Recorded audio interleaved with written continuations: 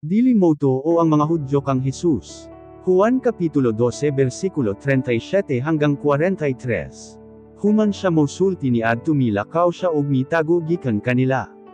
Bisan nakakita na gayud sila sa daghan nga mga milagro nga gipangbuhat ni Jesus, wala gihapon sila moto o kanya.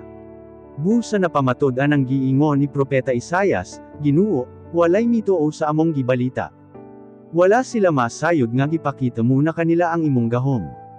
Mingon pagayod si Isaias, gibutaan sila sa Dios aron dili sila makakita, o gitakpan niya ang ilang mga hunahuna aron dili sila makasabot, kay basen pagmubalik silang adto sa Dios ug ayuhon niya sila.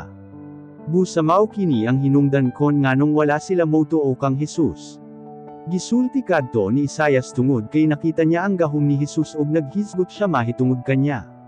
Apan bisan pa ni ana, daghang kadagkoan sa mga Hudyo ang mituo kang Jesus.